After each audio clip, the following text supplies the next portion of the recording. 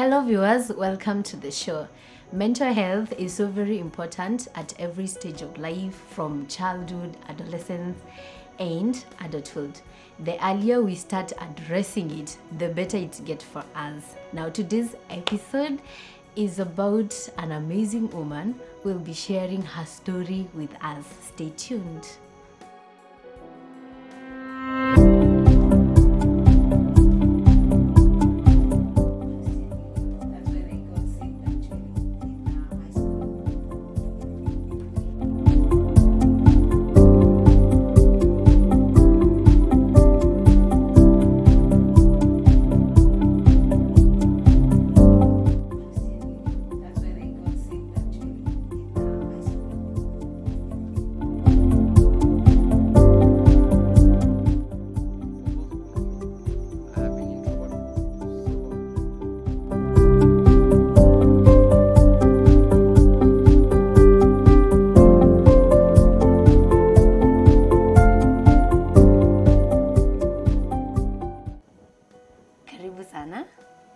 Thank you very much. Briefly introduce yourself. Okay, my name is Nyokafi Wakemani. I'm a community development officer in matters to do with mental health, sexual and gender-based violence, social accountability, and nutrition. I'm very happy to be here with you. Oh, nice. Thank you so much for coming. Now, before you start sharing your story, briefly tell us what mental health is. Well, for starters, I would like to say that the past 1 month, we have been advocating for mental health. It is when we celebrate mental health. And to tell those who do not know that out of every 100 people, 10% are suffering from a mental illness. Either they know about it or they don't. So mental health refers to the psychological, emotional, and social being of a person. Okay. Yes. All right. Are there types of mental illness?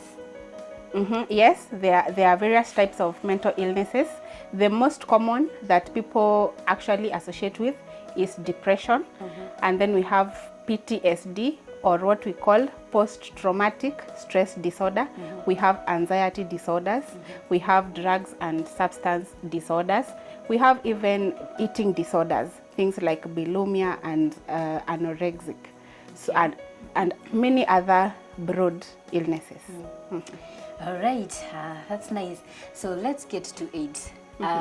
Tell us about the mental illness that you was diagnosed with. Mine goes back to when I was a teenager. I was perceived to be a very problematic child. Little did I know that I was going through a mental illness. In high school, I went through a series of many schools, 8 to be exact. And by the time it was found out that I have a mental illness, before I received help, I was diagnosed with bipolar. Bipolar is a condition, is a disorder that has mood swings, either high, manic, or depressive lows. So I was diagnosed with bipolar type 2. Yes, there are actually 2 types. We have bipolar 1 and bipolar 2. Okay. Yeah. You've said something about problematic. Tell us about that part. Well, I said problematic because going to 8 schools for a normal person is not normal on any account. So I was always getting into fights because I had issues with anger management. I was always being impulsive. I could not control myself. So if you even approached me, even when it was not an issue, I would be very rude, and that will escalate very fast to a fight. So either I'm fighting students, or I'm even fighting with teachers, or I'm just disappearing from school. And before you know it, I was jumping from one school to another through expulsion, suspensions, and other issues. Okay. When you were in school, from what you've told us, it's like the teachers did not really understand what you was going through, like the disease you was diagnosed with, and that's why maybe they were sending you for suspension and expulsion. Yeah, most of these issues, most of mental illnesses is an internal struggle. So it is very hard to say that this person has a mental illness, because what I'm dealing with, I'm like a pressure cooker. The feelings, the uncomfortable feelings, the impulsiveness, the anger, all of that is inside. So it is very hard to say, and like someone who has malaria, that I will vomit, I will feel weakness in my joints. A mental illness is mostly an inward struggle. Okay. So it's very hard for even a teacher to say this person has a mental illness. Instead, it will come out like this person is having disciplinary issues. This person is hard-headed. This person does not follow instructions. So it is very good even now for teachers, before you expel someone, before you send someone home, try and see, is this really a problem with mental? Is this a person dealing with a bigger issue? Is it a manifestation of something bigger than what is perceived as indiscipline? Okay. You said you transferred to 8 schools. How did that make you feel? You know, jumping from one school to another, you adapt to this school, and then before you even get into it completely, you are in another school. How was that for you? Well, personally, I always felt like an outcast on the inward. But of course, I on the outside, I always look. You see, when you're in high school and you perceive to be the bad kid, the bad girl. So I was always thinking, I'm the guy who you come to protect you, to do this. But when it came the end of the day, when I'm alone on my bed, on my pillow, I would really feel it, and it would really bring me down. And that really dealt with my self-esteem, because I was always asking myself, why am I always making these kind of decisions? Why am I always being the one? Could the teachers be really on my case? What is wrong with me? Yeah. But you also have to understand that that time when you was doing all those things, you was not yourself. Yeah, it is maybe because of the episodes that you were having, right? So did you have friends when you were in school? I was actually the go-to kid. I was very popular. I was, especially with the Form 1s, the Form 2s, because I could not see you being bullied, and I stand by. I will always, I was the punisher of the bully. So I was very popular. I was always covering everyone else. But now you see, the problem is subconsciously or unconsciously, I was protecting people, because I did not want them to feel how I felt when I was alone. Because when I was alone, I was in the dark, and I was very angry on the inside. But then I don't want other students to feel the same, so I would want to fight for them. Okay. I was very popular. I'm very good at making friends.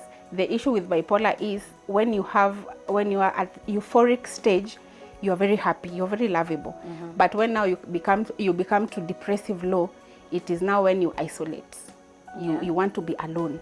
You want people to not associate with you. But in the euphoric stage, you are a very lovable, fun-loving person. Okay. Yes. Is that the part whereby the moods start changing? Like you're all happy, then all of a sudden you don't want to talk to anyone, you don't want to associate with anybody. Is it that stage? Yeah, like I said, bipolar is mood swings. It is the best character for bipolar is the unpredictable mood swings. I can wake up very happy, and then within the day, something happens and I'm triggered.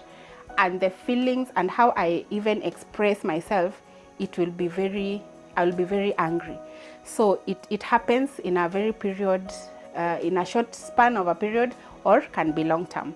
And especially I've realized, being a woman, when I'm having probably that time of the month, is when I'm having hormonal imbalance, is when I am really agitatable, I'm very unfriendly.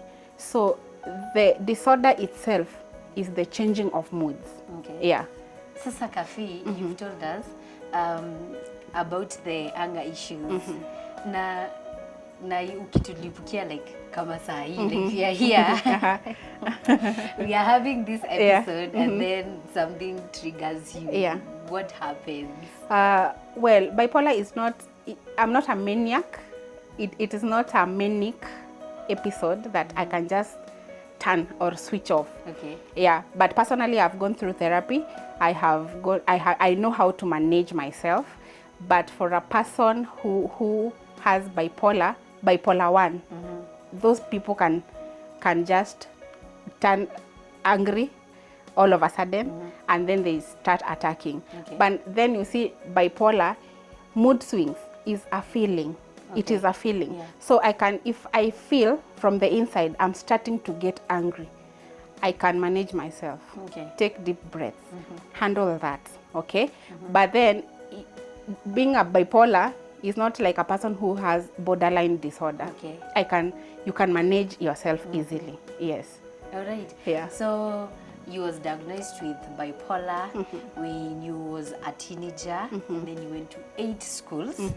Oh my goodness, that is interesting. Yes. We will take a short break and then we will continue. Stay tuned.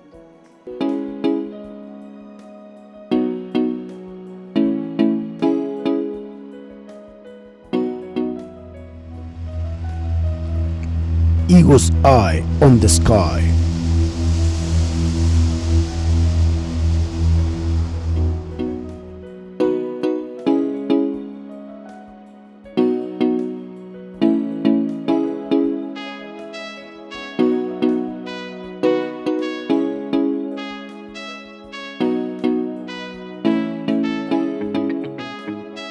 A clear vision.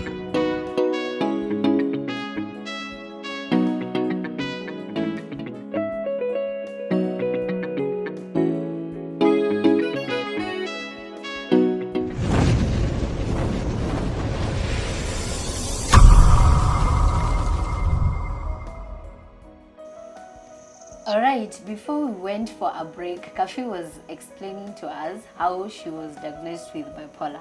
Kafi, what was the reaction when the doctors told you that you have bipolar?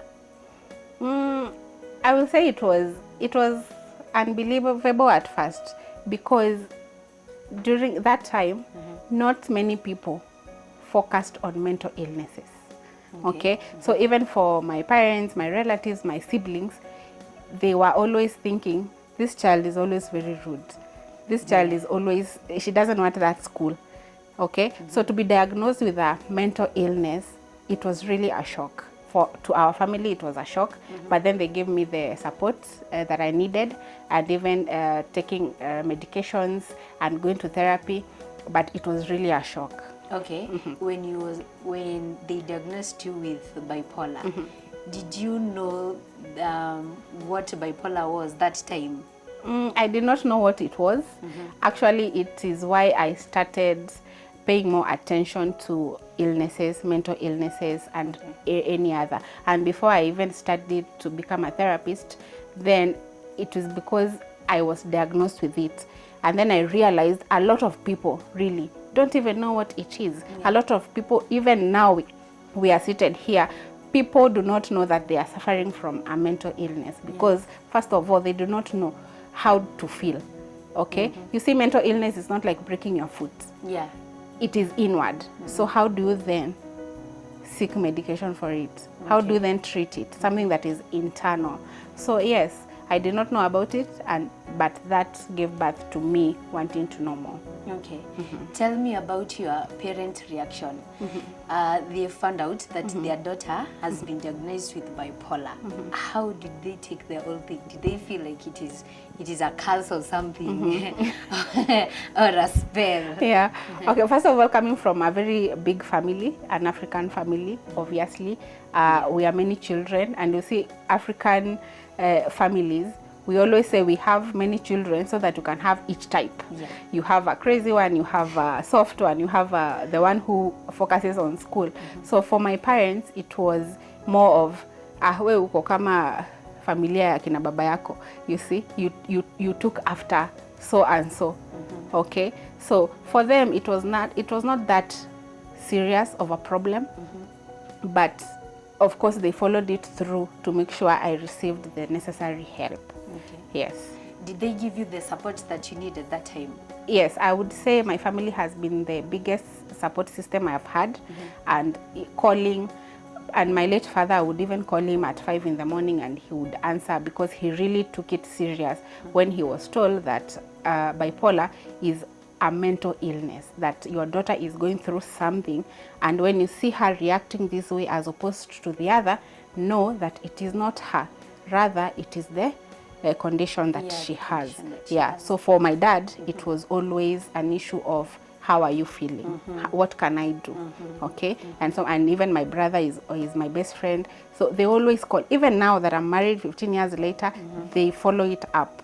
And I would say the person who has actually seen the worst of it or the best of it is my husband. For 15 years, it has not been easy, because one minute you're living with a very loving individual, then the next minute you do not know the person you are with. So either I'm very angry, or I'm reminding you the things you did in 1977. Like I'm always keeping record of things, and it is not easy. So living with a person who has bipolar is like walking on eggshells. You do not know what to say next, because even a compliment can rub me the wrong way. Okay. Kafi, do you have kids? Yes, I have 2 kids. My daughter is in class 7. My son is in grade 3. Oh, nice. You know, kids are amazing, but you'll have to agree with me that sometimes they can get on your nerves. They do the things that you ask them not to.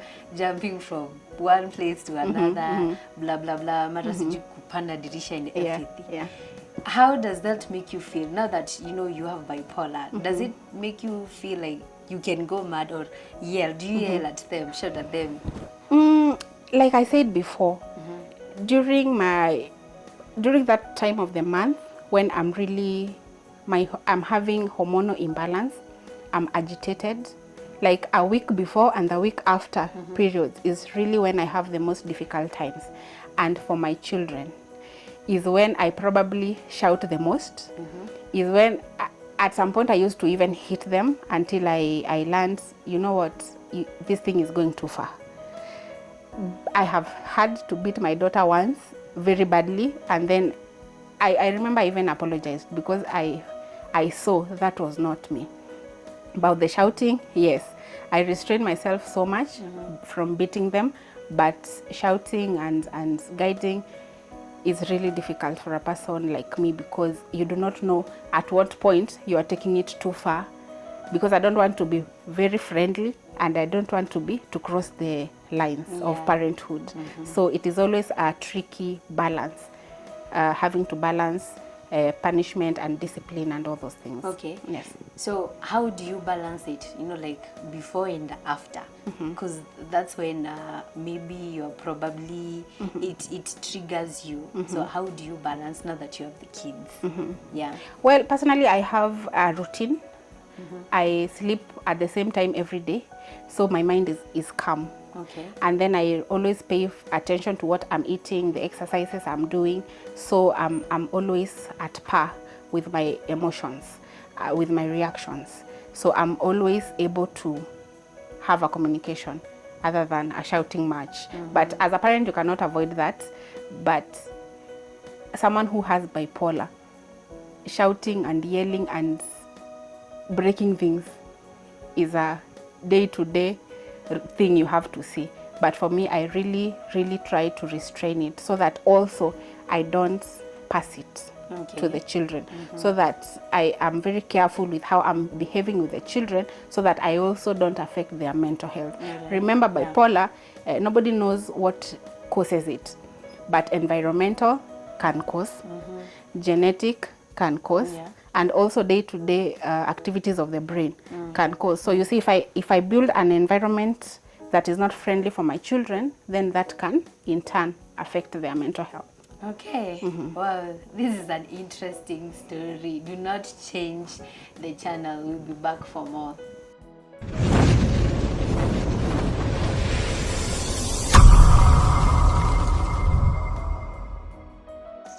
Welcome back. Kafi, tell us about the medication part of it. When I was doing my research, I realized that some of these medication, it's very expensive. Can we talk about that? Yeah. To start with, treating any type of mental illness, whether it's bipolar, is PTSD, is schizophrenic, is very expensive. And taking Kenya, for instance, we only have, until recently, we had Mathare Hospital, and then now Chiromo Mental Hospital. Imagine a person who is in the village looking for funds to go to Chiromo Hospital. It is very expensive. Talk of therapy, very expensive. Medication, buying antidepressants is extremely expensive. And you see now, if you're talking about therapy, it's not a one-day affair. It is sessions, above sessions, depending on the mental illness you are suffering from. So it is very expensive, and it is one area I would like the government, the national government and the county government to look forward into implementing, and even funding monies to come to grassroots to take care of people who are suffering from mental illnesses. Okay, nice one. You know, we are so good at masking things up. And the truth is that we have a lot of issues going on. So many people have a lot of things going on in their lives, you know, but we do not want to talk about it. And I don't know who we should blame. I don't know whether we should blame our culture, because you know, we've grown in this culture whereby we are told, you know, we should not talk about it, because when we talk about it, we are weak. You know, and sometimes you're even asked to pray it out. And I'm like, okay, praying is not bad, it's good. But you know, there are some situations you need to go an extra mile. You know, like for example now the bipolar and the depression. You need to talk to someone, you know, probably get a therapy, you know, and well, as you pray about it, you get the therapy that you need. So what do we do? Okay, first of all, I will start by saying that as Africans, we already have stigmas. We have stigmas surrounding culture. We have stigmas surrounding even as things as common as marriage. Being told that because you come from this culture, you cannot marry from this other culture. So imagine stigma surrounding mental illnesses. Right? Even the common people who are schizophrenic, we see them around. Tunawaita wenda wazimu, wanaokota makaratasi. We avoid them, okay? So imagine now we are a people who already know that there is stigma around those kinds of things. Personally, I would like to tell people this. Talk about your issues. But before you talk about it, feel it. Learn to feel the pain. Learn to go through that pain and then communicate what you are feeling. It is because mental illness is inward. I cannot treat you, yet I do not know what you are feeling. And then another thing is, be your brother's keeper. Learn to observe each other. If you are my friend and I have never drunk, if I start drinking all of a sudden, won't you ask me what's going on? That should be a concern. Right? So if you know how to be a brother's keeper, then that will help. Another thing that is very problematic is lack of trust. We have seen people wanting to talk about their problems, but then whom do you talk to? Right? I come to you as a confidant, then you have another confidant who has another confidant. Before you know it, my issue that was very sensitive to me has become the news of the town. So I end up having suicidal thoughts because I shared something that is very personal, and I even read it on papers. Okay? Kitambo, we used to have people who were trusted by the community, the preachers. Okay? Nowadays, you go to a preacher and tell them you're going through something, and on Sunday, you are the theme of that day. Okay? So what do we have? We have people running away from churches. The only place we grew up knowing, this is where you go to find help. So now we have people running away from church. Okay? We have people who cannot be trusted. So for me, I will tell people, first of all, even the government itself, let's empower people who are advocating on mental health. Let's fund hospitals to do psychoeducation on people who are going through mental illnesses. Let's educate even the villagers to know that, you know what, when you feel sad, 2, 3, 4 days in a row, seek help. Okay? When you wake up and you don't want to open the curtains of the house, you want to hide in the dark, Seek help. If you love football, all of a sudden you don't want to do it. We call that one anhedonia. Seek help. Okay? So we need to create a culture where people talk about their issues. And we need to also create a place where, a safe space, where people can come, talk about their issues, not get judged about that issue, and then we are going to have a healthy community. Okay, let me ask you a question. Have you ever thought of committing suicide? Personally, I've never had suicidal thoughts, but I have come across people, even just last week, in a span of 4 days, I have received calls of people wanting to commit suicide. And there is a girl who wrote her eulogy. It is, yes, she has written her own eulogy, so because she wants to commit suicide. So personally, I've never had such self-harming thoughts, but I know people who go through the same almost on a daily basis. Yes. Okay, another question, Kafi. What is that one thing that comes in your mind when someone triggers you or something triggers you? What is that one thing that comes in your mind? Hit. I hit you or I punch you. Yes, I hit. When I was a teenager, I used to get a lot of problems because of hitting. Because it's very impulsive. Nowadays I've improved, but a time back, I will not hold myself. So I will look at you, disrespect me, but then in return, no conversation, it is hit. I will punch. Like you hit someone, yes, or you hit something. I punch. Most of the time is someone, not something. Ouch. Yes. So when I was in school, is punching someone. Yeah. And even that continued even when I was in college. I would really get in a lot of fights. I was never known to back out of fights. Yeah. But thank God for being a parent. Because now I know I'm a role model. Yeah. So some things you have to really learn how to control. Okay. So you stopped hitting? I stopped hitting. Oh, thank God. Yes. I stopped scared. hitting. No. All right. So, Kafi, what do we do about the mental health awareness? Because I feel like, just like the way we hire nurses in schools, they should also hire therapists, psychiatrists. Yeah, because having a counselor alone, I feel like having a counselor alone is not enough. Yeah. We need some of these professionals, yeah, so that they can address some of these issues. So what do we do about the people that really want or need help, but they cannot afford it? Because therapy itself is very expensive. Indeed. Yeah. So what do we do with those people? To answer that, I will have probably to go back to when I was in school. If someone qualified handled me from school number one, I will not have gotten to school number 8. Because the counselors that are school-based, most of the time, they are counselors who will come to you and say, you need to focus on your education. I was very bright. I was really bright in school. So yes, I was focusing on education, right? They will tell you, you need to know in your mind that your parents are spending a lot of money. Yes, but then what about the person who can really diagnose you, who can analyze your situation, diagnose, and even prescribe drugs to you? So personally, I think having therapists who are school-based, for me, it's going to solve a lot of situations, because these are the students who are finishing with school and then coming out to be the youths. And then these are the youths that are now getting married, getting into relationships, who do not know how to handle their issues.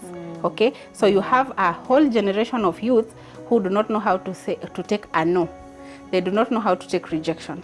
They do not know how to react to even simple things as handling their own business, managing their own anger. So I think having school-based therapists is going to help. But then the question we should probably ask ourselves is, are there even enough therapists in Kenya? Yeah. Right? So everybody cannot go to Chiromo. Yeah, true. Right? I was doing mental advocacy in police service, and there is a problem. Okay, a lot of people don't even know that NHIF covers mental illness. I didn't know that too. Right? But it does. That we are in Tharaka Nithi, you can just go to Chuka General, and get counseling there, get referred there.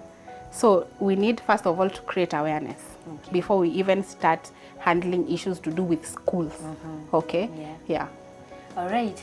So as we conclude, what do you tell people out there that are going through the same thing? They have mental health issues.